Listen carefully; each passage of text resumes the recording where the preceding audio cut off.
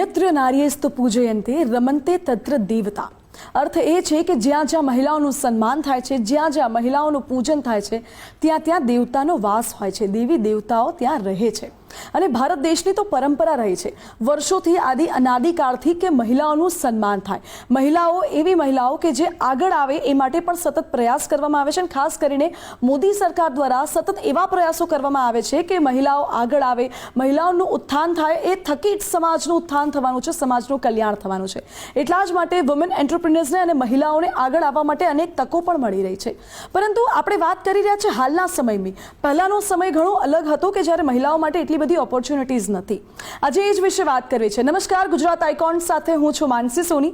ગુજરાત આઇકોન્સમાં અમે દર વખતે એવા વ્યક્તિત્વને અમે બોલાવીએ છીએ આ મંચ ઉપર કે જે વ્યક્તિએ સમાજ માટે કામ કર્યું હોય, સમાજના કલ્યાણ માટે કામ કર્યું હોય અને નામના મેળવી હોય। એવા જ એક વ્યક્તિ અમારી સાથે અત્યારે ઉપસ્થિત છે ગુજરાત ફર્સ્ટના મંચ ઉપર। અમારી સાથે સિનિયર એડવોકેટ ઋતિકા સેવક ઉપસ્થિત છે। ઋતિકાજી, આપનું ખૂબ ખૂબ સ્વાગત છે ગુજરાત ફર્સ્ટમાં। ઋતિકાજી, આપણે તમારી સાથે વાત કરીએ પહેલાં તમારી શોર્ટ પ્રોફાઇલ કહી દઉં કે જ્યારે પ્રોપર્ટી ડીલિંગની કોઈ મેટર હોય છે કે બેન્કિંગ ડોક્યુમેન્ટેશન્સની કોઈ મેટર હોય છે, અથવા તો ખાસ કરીને આજકાલ ખેડૂતોને જમીનને લગતી કોઈ પણ માહિતી મેળવવી હોય, જમીનને લગતી કોઈ પણ સમસ્યા હોય કે કોઈ કેસ હોય કે કોઈ કાયદાને લગતી મેટર હોય છે, તો એ બધી જ મેટરમાં ઋતિકાજીની એક્સપર્ટીઝ છે અને તેમને અત્યાર સુધીમાં લગભગ પોણા બે દાયકા સુધીનો તેમનો કાર્યકાળ રહ્યો છે અને એમાં અનેક એવા કેસીસ તેમને સોલ્વ કર્યા છે કે જે ક્રિટિકલ પણ હતા, જે લોકોની લાગણીઓ સાથે પણ જોડાયેલા હતા, અને એવા કેસીસ સોલ્વ કરીને તેમને આજે નામના મેળવી છે। ઋતિકાજી સાથે આજે વાત કરીશું। ઋતિકાજી, જ્યારે વાત આપણે શરૂઆત કરી મહિલાઓથી લઈને, અત્યારનો સમય એવો છે કે જ્યારે મહિલાઓને ઘણી બધી ઓપોર્ચ્યુનિટીઝ મળી રહી છે, મહિલાઓને એ ઇક્વાલિટી અને સન્માન મળી રહ્યું છે કે જે એ ડિઝર્વ કરે છે, પણ પહેલાંનો સમય એવો નહોતો। ખાસ કરીને જ્યારે તમે કેરિયર સ્ટાર્ટ કર્યું હશે ત્યારે તમારી સામે કયા કયા હર્ડલ્સ આવ્યા અને તમે કેવી રીતે ચૂઝ કર્યું કે ના, મારે ગમે એટલા હર્ડલ્સ હોય, મારે તો બનવું તો લોયર જ છે? મારે વકીલાતની લાઈનમાં તો બહુ નાનપણથી જ આવતું। મેં બહુ પહેલાં ડિસિઝન લઈ લીધેલું કે હું વકીલ બનીશ, કારણ કે મેં મારા ફેમિલીમાં જોયેલા છે વકીલને ગ્રોન થતા। પણ મારા ફાધરની વાત કરું તો એ પણ 40 યર્સથી વકીલાતની ફિલ્ડમાં જોડાયેલા છે। તેમને જોઈને મેં મારો મનથી ટાર્ગેટ બનાવેલો હતો કે હું વકીલાતની ફિલ્ડમાં જઈશ, કારણ કે એમને પોતાને મેં બહુ જ સેવા કરતા જોયા છે। કાયદામાં આવી અને લોકોને જે અફોર્ડ નથી કરી શકતા એ લોકો માટે ફ્રીમાં સર્વિસીસ પણ આપે છે, ફૂલ સેવા આપે છે ફ્રીમાં। તો એમને જોઈને મને પણ એવું હતું કે હું આ ફિલ્ડને જ આગળ વધારીશ। તો હા, પહેલાંના જમાનામાં એવું હતું કે લેડીઝને બહુ જ સ્ટ્રગલ પડતી હતી, પણ એ જ સમયમાં મને બહુ જ હેલ્પ થઈ હતી, કારણ કે મને મારા પિતાએ બહુ જ સારા ગુરુ બનીને મને જ્ઞાન આપ્યું હતું અને મને બહુ સાચા વે પર આગળ વધારી હતી। તો એ સ્ટ્રગલ ભગવાનની દયાથી મેં નથી સહન કરી એવું છે। પણ અત્યારની તમે વાત કરો તો એવું નથી, લેડીઝને સ્ટ્રગલ કરવી પડે એ વસ્તુ છે જ નહીં। અમારી ફિલ્ડમાં પણ એમની માટે બહુ જ ઓપોર્ચ્યુનિટી છે અને બહુ જ ફેસિલિટીઝ પણ છે અને એક અલગ રિસ્પેક્ટ પણ છે એ લોકોની। આજે કોર્ટમાં તમે જશો તો તમે ખુદ જોશો કે મહિલાઓનું પણ એટલું જ વર્ચસ્વ છે। બહુ જ સારી સારી ફિલ્ડમાં, એટલે તમે વાત કરો કે ક્રિમિનલમાં જાઓ કે સિવિલમાં જાઓ કે ફેમિલીમાં જાઓ, ટોપ લેવલ્સના લિસ્ટમાં મહિલાઓ પણ અત્યારે એટલી જ છે। ઇવન તમે જજીસના લિસ્ટ કાઢશો ને તો આઈ થિંક 30-40% ઉપરનો રેશિયો છે જે ફિમેલનો છે। એટલે હવે એ સિનારીઓ બિલકુલ ચેન્જ થઈ ગયેલો છે। એટલે હવે એ સ્ટેટમેન્ટ પણ આપણે ચેન્જ કરી દેવું જોઈએ કે ભારત એક પુરુષ પ્રધાન દેશ છે, હવે એવું બિલકુલ નથી। ફિમેલ માટે પણ એટલી જ ઓપોર્ચ્યુનિટી છે અને એક અલગ રિસ્પેક્ટ પણ છે ફિમેલ માટે। એ જ મહત્વનું છે। ઋતિકાજી, પ્રોપર્ટી ડીલિંગમાં તમારી એક્સપર્ટીઝ છે, ખાસ કરીને પ્રોપર્ટી લેતા પહેલાં કઈ કઈ વાતોનું ધ્યાન રાખવું જોઈએ? કારણ કે આપણને તો એવું લાગે કે આ શો કે આ જગ્યા બહુ જ સરસ લાગે છે, આના વિડીયો સરસ છે, રિવ્યૂઝ સારા છે, બિલ્ડર સારો છે, તો આપણે પ્રોપર્ટી પૈસા આપીને લઈ લઈએ છીએ અને પછી આગળ જતાં ખબર પડે છે કે ઘણા ડોક્યુમેન્ટેશનમાં કોઈ પ્રોબ્લેમ આવતી, તો એ શું ધ્યાન રાખવું જોઈએ? એ તમારો બહુ સારો ટોપિક તમે કાઢ્યો છે, કારણ કે પ્રોપર્ટી તમે આજે વિચારશો કે કોઈ ફ્લેટ લેવો છે કે તમારે કોઈ ટેનામેન્ટ લેવું છે કે શોપ લેવી છે, વોટ એવર પ્રોપર્ટી તમે લેવા માંગો છો તો તમને જેમ બિલ્ડર ગાઈડ કરશે એ પ્રમાણે તમે આગળ વધતા હો છો। પણ પર્સનલી મારું સજેશન છે કે તમે પ્રોપર્ટી લો તો એક સારા વકીલ સાથે તમારે આખી પ્રોપર્ટીની હિસ્ટ્રી ચેક કરાવવી જોઈએ। તમારે ધ્યાનમાં રાખવાના મુદ્દા છે કે પ્રોપર્ટીનો બેઝ ક્યાંથી આવ્યો। આજે કોઈ ફ્લેટ છે કે મકાન છે કે દુકાન છે તો એ જગ્યા પર પહેલેથી નહોતા, ત્યાં ગમે ત્યારે ખેતીની જમીન જ હશે જે પછી બિન ખેતી થઈ હોય, એના પછી એના અલગ અલગ પ્લાન પાસ કરવા પડે સરકારી મંજૂરી માટે. એ બધા પ્લાન પાસ થયા હોય એ પછી એને બાંધકામની પરમિશન મળતી હોય છે. એટલે એ બધું લીગલી થયું છે કે નહીં સ્ટેપ બાય સ્ટેપ એ તમામ મુદ્દા ચેક કરવા જોઈએ. અને એની માટે તમારે એક્સપર્ટ વકીલની સલાહ લેવી જરૂરી છે. અત્યારના જમાનામાં તમે જોશો કે સારી સારી સ્કીમો છે એનું પણ અત્યારે આવે છે કે ફ્રોડ થઈ ગયું છે. જે બિલ્ડિંગ લીધાના 5-5 વર્ષ પછી પણ એ જમીન ઉપર સરકારી કબજો નીકળતો હોય છે. તો એ જ લીકેજ છે કે બિલ્ડરે તમને કીધું અને તમે દસ્તાવેજ કરાવી દીધો, તમે પર્સનલી એના ટાઇટલ્સ ચેક કરવા જોઈએ. સો ટાઇટલ ક્લિયર સર્ટિફિકેટ અલગથી લોકોએ લેવું જોઈએ અને એ શું હોય છે, કેમ એટલું બધું ઇમ્પોર્ટન્ટ છે? ટાઇટલ ક્લિયર સર્ટિફિકેટ એટલે શું કે તમે જે પણ પ્રોપર્ટી લઈ રહ્યા છો એનું આખું એક્ઝામ્પલ કે એનું જન્માક્ષર જ સમજો તમે કે એમાં એની બધી હિસ્ટ્રી છે. તમે એ ખોલશો તો તમને એનું બધું જ જાણ થશે. એટલે તમે ટાઇટલ ક્લિયર લેવું એકદમ કમ્પલસરી. અમે અમારા 90% ક્લાયન્ટને સજેસ્ટ કરતા હોઈએ છીએ કે તમે ટાઇટલ સર્ટિફિકેટ લો. અને એમાંથી બહુ જ ખરાબ રેશિયો છે કે 30-40% લોકો જ ટાઇટલ સર્ટિફિકેટ લેતા હોય છે. બાકીના ટાઇટલ સર્ટિફિકેટના પૈસા બચાવતા હોય છે, એમને એ લીગલ ફી નથી આપવી હોતી. પણ એકચ્યુઅલ એ બહુ જ ખોટું છે. સમજનારા સમજે, નથી સમજવાવાળા કોઈ નથી સમજતું. એ 15-20 હજારનો ખર્ચો બચાવે. તમે તમારી જે મહેનતની મૂડી છે, આજે કોઈ બી પ્રોપર્ટી લેશો તમારે લાખોમાં જ લેવાની છે, તો તમે કોઈ બચત છે એ તમે કોઈક ઇન્વેસ્ટ કરો છો પણ તમે ત્યાં તમારા 25-30 હજાર રૂપિયાનો ખર્ચો બચાવી લો છો. પણ એવું ના કરવું જોઈએ. ટાઇટલ સર્ટિફિકેટ રિપોર્ટ લેવો જ જોઈએ. આજે બેંકમાં તમે લોન લઈને પ્રોપર્ટી લેતા હશો ને તો તમારે એ સ્ટેપમાંથી નીકળવું કમ્પલસરી છે. તો બેંક ટાઇટલ ક્લિયર વગર લોન નથી આપતી. તો એનું કોઈક લોજિક તો હશે જ. એ બેઝિક આપણે સમજવું જોઈએ કે બેંક અગર લોન નથી આપતી ટાઇટલ સર્ટિફિકેટ ક્લિયર ના હોય તો આપણે પણ એ સ્ટેપને ફોલો કરવું જોઈએ. અગર આપણે કેશમાં ડીલ કરીએ છીએ કે આપણી પાસે મૂડી છે, આપણને લોનની જરૂર નથી, પણ આપણે મેઇન જે કહી શકીએ કે ટાઇટલ રિપોર્ટ વાળું મેઇન સ્ટેપ છે આપણે એને અવોઇડ કરી દેતા હોઈએ છીએ. નોર્મલી લોકો કહેતા હોય છે કે જે બી પાર્ટીથી હું લઉં છું તો એ પાર્ટી છે મારી નોન છે, તો નોન છે એ ફ્રોડ ના કરે એવું તો બનવાનું નથી. અને 90% કેસીસ એવા જ હોય છે કે જે નોન હોય છે ને એમણે જ કોકને કોઈ ડખાવાળી પ્રોપર્ટી આપી દીધી હોય છે. એમાં આપણો રોલ બી પછી કશું નથી હોતો. અગર તમે ટાઇટલ રિપોર્ટ નથી કઢાવતા તો વકીલ બીજી કોઈ હેલ્પ નહીં કરી શકે તમને. તમે મારી પાસેથી સપોઝ પાસ્ટમાં કોઈ પ્રોપર્ટી લીધેલી તો મેં એની આગળ કોની પાસેથી લીધેલી, એટલે કે A થી B, B થી C વોટ એવર તમારી પાસે છેલ્લે આવ્યું હોય એનો આખો રેકોર્ડ તમારે ચકાસવો જોઈએ. એ બધા રેકોર્ડ ચકાસતા તમારે એ પણ ચકાસવું છે કે આગળના દસ્તાવેજ છે, કાયદાકીય પેરામીટર છે, એને ધ્યાનમાં રાખીને થયા છે કે નહીં. એમાં કંઈ પણ વચ્ચે કોઈ પણ લિટિગેશન હોય એને આપણે અવોઇડ ના કરી શકીએ. એટલે અત્યારે પબ્લિકને એવું છે કે આગળનો દસ્તાવેજ છે એટલે એ ચોખ્ખું જ હશે, તો એ વસ્તુ એકદમ ખોટી છે. એ ચોખ્ખું હોય એવું ફિક્સ નથી. તમારે બધા પેરામીટર્સ જોવા જોઈએ. જમીનથી લઈને અત્યાર સુધીની BU પરમિશનથી લઈને બધું જ તમારે ચેક કરવું જોઈએ. એને પરમિશન એને મળી છે એ પ્રોપર છે કે નહીં. કોઓપરેટિવ હાઉસિંગ સોસાયટીઓ, NTC, એસોસિએશન એવા બધા સર્ટિફિકેટ્સ હોય છે, તો એમાં કોઈ જૂની ડ્યુટી ભરવાનું આવે છે કે નહીં, એ બધા પેરામીટર્સ ચેક કર્યા પછી પ્રોપર્ટી આપણે આગળ વધવી જોઈએ લેતા. ઓકે. અને પ્રોપર્ટીમાં જંત્રી વિશે પણ ઘણા બધા સમાચાર આવતા હોય છે. હમણાં CMએ પણ કહ્યું હતું કે જંત્રીને લઈને આપણે રાહત આપીશું. તો બેઝિકલી એ જંત્રી શું છે અને કેવી રીતે જંત્રી કેલ્ક્યુલેટ થતી હોય છે? જંત્રીની વાત કરીએ તો જંત્રી એટલે સરકારે છે ને દરેક એરિયામાં એક મિલકતની કિંમત ફિક્સ કરેલી છે. જે પછી જમીન હોય, ખેતીની જમીન હોય, નોન એગ્રીકલ્ચરલ લેન્ડ હોય, મકાન, દુકાન, શેડ, તમે ખુલ્લો પ્લોટ વોટ એવર તમે લેશો એના દરેકના અલગ અલગ ભાવ સરકારે નક્કી કરેલા છે. રાજ્ય સરકારથી એ બધું નક્કી થયેલું છે. હવે એ જે ભાવ નક્કી કરેલા છે એમાં પણ પાછું કેવું છે કે એરિયા વાઇઝ ભાવ હોય. સપોઝ તમે મણિનગરનું જોશો તો અલગ ભાવ રહેશે, તમે પાલડીમાં જશો તો અલગ ભાવ રહેશે, થલતેજમાં જશો તો અલગ ભાવ રહેશે. એટલે બધા પેરામીટર સરકારે ચકાસીને ત્યાંની લેન્ડ વેલ્યુ ચકાસીને દરેકના ભાવ નક્કી કર્યા છે. એ જે ભાવ છે એને આપણે જંત્રી તરીકે ગણીએ છીએ. અને એ જે જંત્રી છે એ સરકારી વેલ્યુ છે, એનાથી ઓછો તમે ખરીદ વેચાણ ના કરી શકો. ઓકે. એનાથી વધારે તમે કરી શકો પણ એનાથી નીચે નથી જવાનું. એ જંત્રી સરકારે ફિક્સ કરેલી છે. આ રહી રેગ્યુલર જંત્રીની વાત. હવે તમારો એક સપોર્ટિંગ ક્વેશ્ચન હતો કે તમે હમણાં વાંચ્યું છે કે જૂની જંત્રી શું છે અને સરકારી જંત્રીમાં 80% ઘટાડો થયો છે. તો એ આખો ક્વેશ્ચન અલગ છે. એની માટે આપણે ચર્ચા કરવી પડશે કે ઘણી બધી સોસાયટીઓ છે જે જૂની સોસાયટીઓ છે, કોઓપરેટિવ હાઉસિંગ સોસાયટી એટલે કે રજિસ્ટર્ડ સોસાયટી છે. એ વખતે શું નિયમ હતો કે બિલ્ડર છે ને જમીન લઈ લે જે મૂળ માલિકો પાસેથી બિલ્ડરે જમીન ખરીદી લીધી, પછી બિલ્ડર એના જરૂરી પ્લાન પાસ કરાવીને રજીસ્ટ્રેશન કરાવી અને પ્રોપર્ટીનું વેચાણ કરતા હોય છે. એ વખતે બિલ્ડર વેચાણ કરે ત્યારે રજીસ્ટ્રેશન સર્ટિફિકેટ આપતા હતા, ખાલી શેર સર્ટિફિકેટ તમે સાંભળ્યું હશે, share certificate, allotment letter, possession letter, આવા બધા માલિકીના પુરાવા હતા.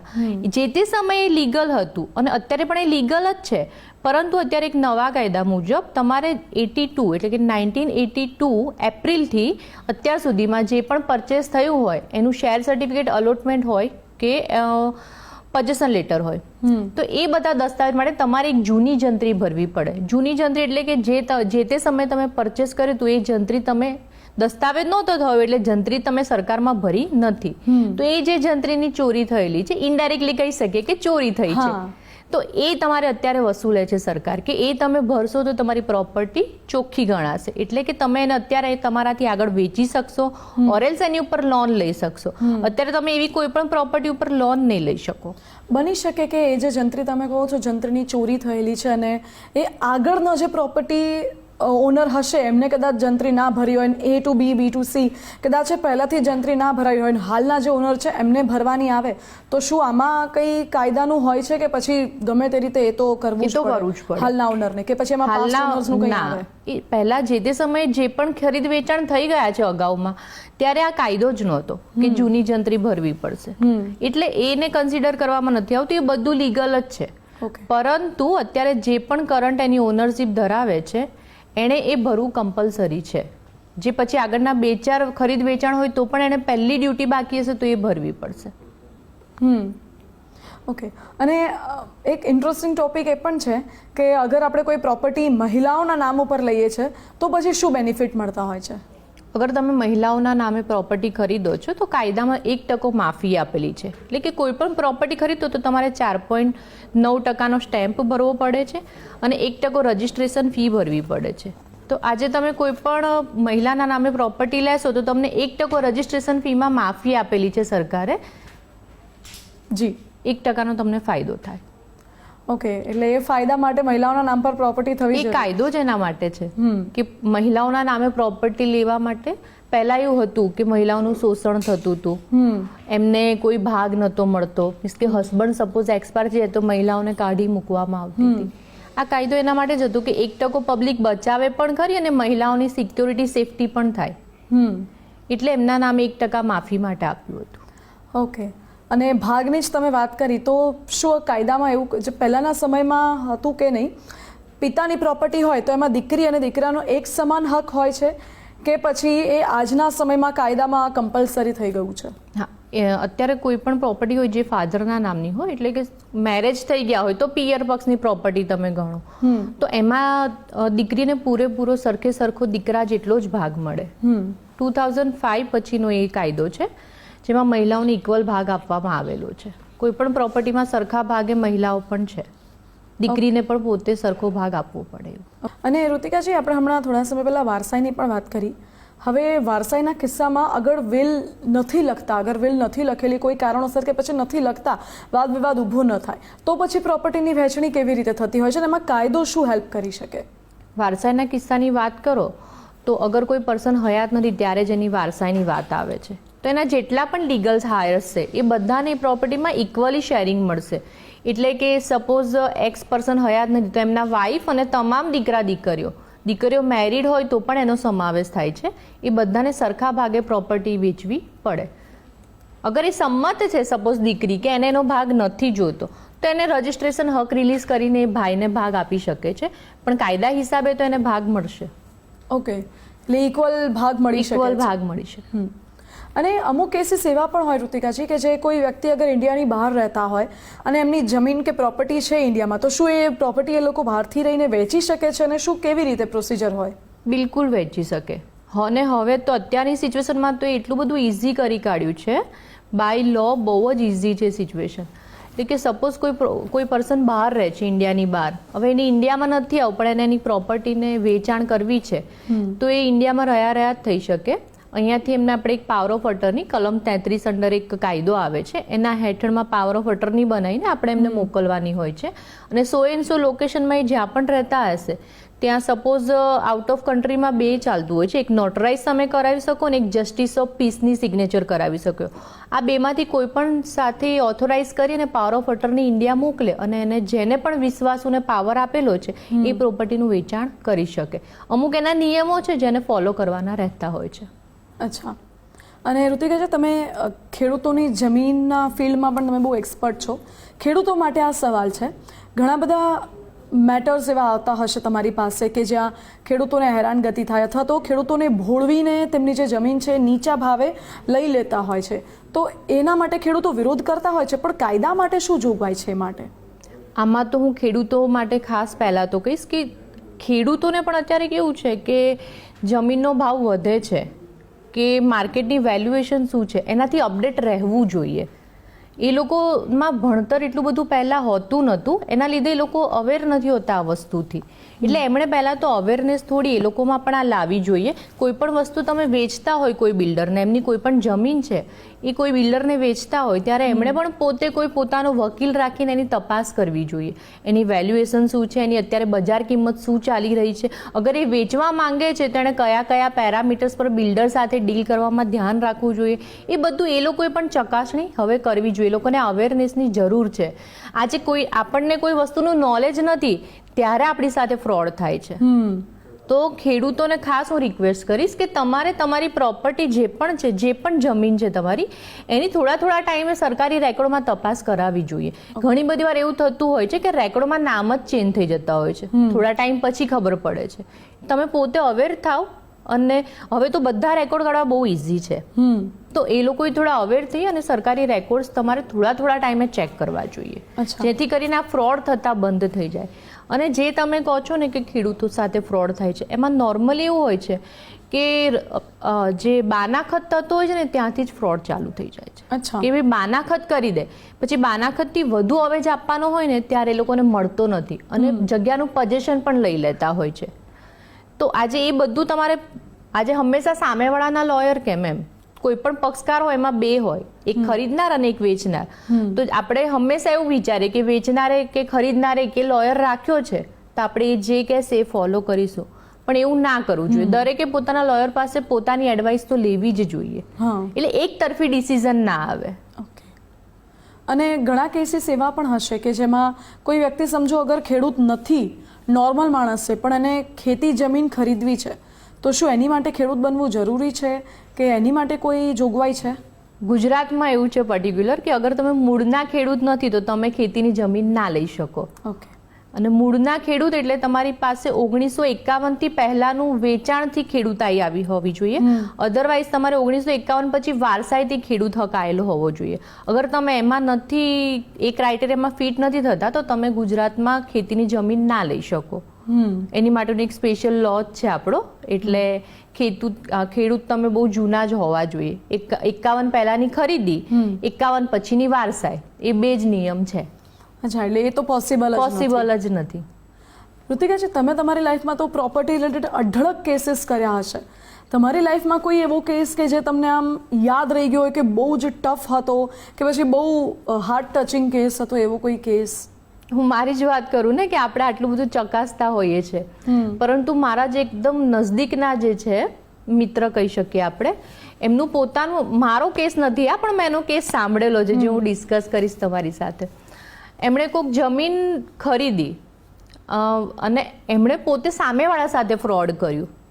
અને કેવી રીતનું ફ્રોડ કે આજે તમે કોઈ જમીન ખરીદો છો તો જમીનના ટાઇટલ્સ ને બધું ચેક થઈ ગયું, બધું જ ઓકે, ખરીદનાર ઓકે, વેચનાર ઓકે, તમે SR ઓફિસ જઈને દસ્તાવેજ પણ રજૂ કરી દો તો દસ્તાવેજ પણ થઈ ગયો.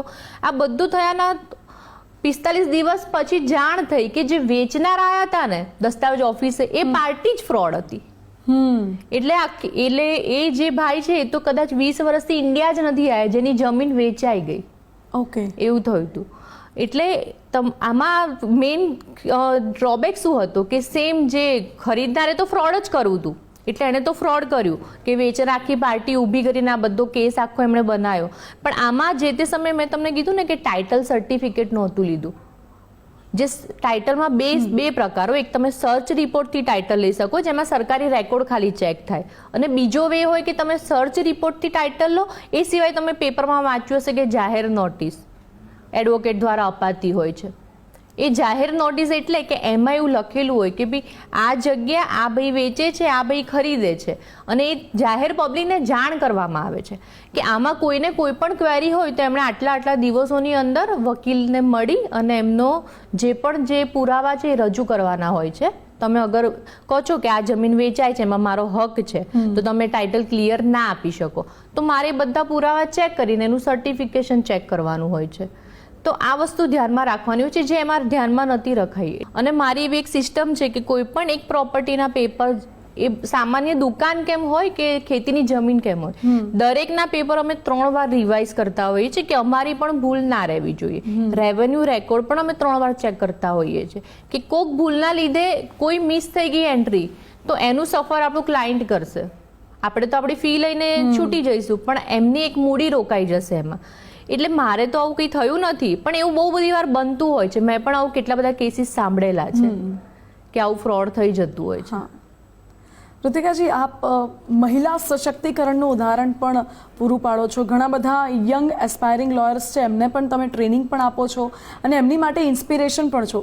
હમણાં જ આપણે વાત થઈ તો તમે કીધું હતું કે તમારી ઓફિસમાં જેટલા પણ ઇન્ટર્ન્સ છે બધી જ મહિલા ફિમેલ છે, બધી જ. એ કેમ? કારણ કે પુરુષ ઇન્ટર્ન્સ ઇક્વાલિટીની વાત થાય તો એમને પણ એટલી જ જરૂર છે ટ્રેનિંગની. એ વસ્તુ સાચી છે કે એમને એટલી જ જરૂર છે, પણ એમને ઓપ્શન મળી જાય છે. આજે ફિમેલને એટલા ઓપ્શન નથી મળતા. મેલને તો કેવું છે કે કોર્ટમાં જશે, કોઈ પણ ટાઈમે પ્રેક્ટિસ કરશે. આજે જે પણ સિનિયર લોયર હશે, એમને ત્યાં જે પણ જુનિયર હશે ને, એ લોકોના ટાઈમ શેડ્યુલ એવા હશે કે સવારે જાય ને તો રાતના 11 બી વાગે. એ લોકોના કોઈ ટાઈમને બાદ નથી હોતો. કોઈ પણ લેટ સુધી તો કોણ કામ કરશે? નોર્મલી મેલ જે સ્ત્રીને, જે આપણી જે મહિલાઓ છે વકીલ, એ લોકોને પણ એમની ઘરની પણ એક જવાબદારી છે, બાળકો છે તો એની પણ એક જવાબદારી છે. તો એની માટે થોડુંક એમને ટાઈમનું ફ્લેક્સિબિલિટી આપણે આપવી જોઈએ, એવું હું પોતે માનું છું. એટલે મારે ત્યાં કોઈ પણ ફિમેલ આવે કે એને ઇન્ટર્ન તરીકે મારે ત્યાં શીખવું છે, તો હું હંમેશા એને વેલકમ કરું છું. અને એ લોકોને લેટ સુધી વર્ક નહીં કરવાનું ને, એવો અમુક મારો મોટો છે કે એમને થોડીક આપણે હેલ્પ કરી દેવાની, તો એમનામાં એ વિલ પાવર આવશે કે ભવિષ્યમાં પોતાની જાતને પ્રેઝન્ટ કરી શકશે. આજે એમનું આપણે શોષણ કરીએ વર્કમાં પણ, એ પણ ના ચાલે. આવું બહુ ઓછી જગ્યાએ જોવા મળતું હોય છે કે મહિલા જ મહિલાને સક્સેસફુલ બનાવવામાં ખૂબ મદદરૂપ. મારે ત્યાં તમે કોઈ પણ ફિમેલ મારા સ્ટાફ છે ને તમે બોલાવીને પૂછશો તો એમને પણ મારા જેટલું જ કદાચ નોલેજ હવે આવી ગયું હશે. જે 2-3 વર્ષ શીખે, તો મારી પર્સનલી ઈચ્છા હોય છે કે એ લોકો 5 વર્ષ પછી એમની ઓફિસ કરે તો એમનામાં એટલો જ પાવર હોવો જોઈએ, કોઈ પણ ફાઇલમાં એ પાછા ના પડવા જોઈએ. ઋતિકાજી, તમારી ફિલ્ડ એવી છે કે એમાં માર્કેટિંગ કે પબ્લિસિટી ક્યારેય નથી આવતું. પહેલાં બી નહોતું આવ્યું અને અત્યારે ભલે ડિજિટલ કે ટેકનોલોજીનો જમાનો હોય, પરંતુ એમાં છતાં પણ ક્યારેય માર્કેટિંગ નથી આવતું. તો મોસ્ટ ઓફ ટાઈમ તમારું જે નામ બને છે કે બહુ જ સિનિયર એડવોકેટ, જાણીતા એડવોકેટ છે ઋતિકાજી, એમની પાસે તમે જાઓ તો એ નામના તમે કેવી રીતે મેળવી? એ તો કેવું છે કે એક્સપિરિયન્સ પર જ આવે. તમે કોકનું સારું કામ કર્યું હશે કે કોઈના હર્ડલ વગેરેની ફાઇલ તમે કમ્પ્લીટ કરી હશે કે ના કેસ પતાયા હશે, તો ઓબ્વિયસ છે કે એ બાજુવાળાને તમારું જ સજેશન આપશે. અને એક કેવું છે કે અમારા કામમાં, કે હું પોતે 17 વર્ષથી આ ફિલ્ડમાં છું, તો જે તમે પહેલા 2-3 વર્ષમાં તમે જે સર્વિસ આપશો એના ઉપર જ તમારું આખું કરિયર છે. એવું મેં પોતે માર્કઆઉટ કરેલું છે કે તમે કેટલી ઇઝી ગોઈંગ.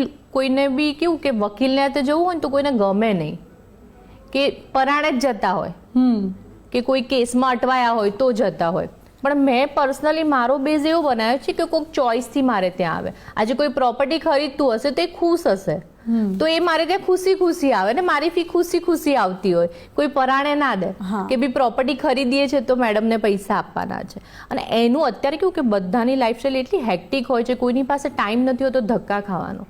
અને મારે ત્યાં બહુ સ્મૂથનેસ છે કે તમે ઓનલાઈન પણ મને પેપર્સ આપી શકો, કાં તો એકવાર મીટિંગ કર્યા પછી તમારે છેલ્લે એક જ વાર ફરી આવવાનું હોય છે, જ્યારે તમારી રજિસ્ટ્રેશન નોંધણી થાય, સરકારી ઓફિસમાં આવવાનું હોય ત્યારે જ આવવાનું હોય. ઇન બિટવીન અમે એમને ધક્કા પણ ના ખવડાવીએ કે ભાઈ આપણે સમજીએ કે એમની લાઈફ કેટલી હેક્ટિક છે. આ સ્મૂથનેસ બધે નથી મળતી. એના લીધે વર્ડ ટુ માઉથ જ પ્રમોશન આપણું એટલું થઈ જાય. હા, સર્વિસ પર ડિપેન્ડ છે. સો વર્ડ ટુ માઉથ પ્રમોશનમાં જ આજે તમે આટલી સારી નામના કમાવી છે. આજે મારી સામે જે ઋતિકા સેવક બેઠા છે અને જ્યારે તમે કરિયરની સ્ટાર્ટ કરી હતી, કરિયરનું તમારી શરૂઆત હતી, ત્યારે તમે કેવા હતા? શું પહેલો કેસ લડતા સમયે તમને થોડું હિચકિચાહટ થતી હતી, બીક થતી હતી? કારણ કે તમને જોઈને આજે ઘણી બધી છોકરીઓ ઇન્સ્પાયર થાય છે. ના, હિચકિચાટ તો મને ત્યારે પણ નહોતી થઈ. એટલે મારું માઇન્ડસેટ હતું કે નહીં આવડે તો શું, ફરી કરશું, કોકને પૂછીને કરી લઈશું એમ. હા, કે કોઈ પણ નવી જગ્યાએ આપણે પ્રેઝન્ટ થવું પડે તો મને ત્યારે એવું ના થાય કે હું જઈને શું કરીશ, પણ મને એવું ખરું કે નથી ખબર તો હું 4 જણને પૂછીને પણ એ કામ કરી લઈશ.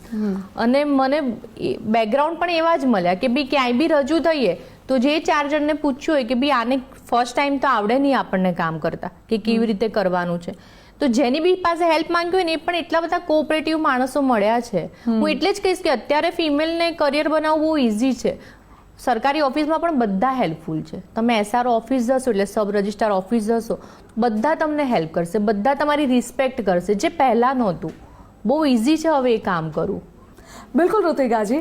અને હવે મારે એ જાણવું છે, કારણ કે તમે જે રીતે વાત કરો છો એ તમારી વાતમાં જ દેખાઈ આવે છે કે તમને કેટલું બધું પેશન છે, તમે કેટલા પેશનેટ છો. એક ક્વિક રેપિડ ફાયર રાઉન્ડ આપણે લઈ લઈએ તમારી સાથે, બહુ મજા આવશે, મને એવું લાગે છે ઇન્ટરેસ્ટિંગ રહેશે. ચાલો.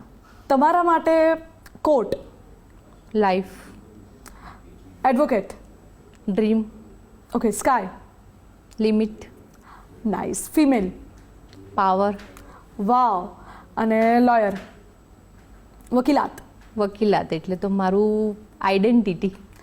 નાઇસ. અને તમારી જે આ બોલ્ડનેસ છે, જે તમે સેલ્ફ ડિપેન્ડન્ટ છો ને, એ જ ઘણા બધા લોકોને ઇન્સ્પાયર કરે છે.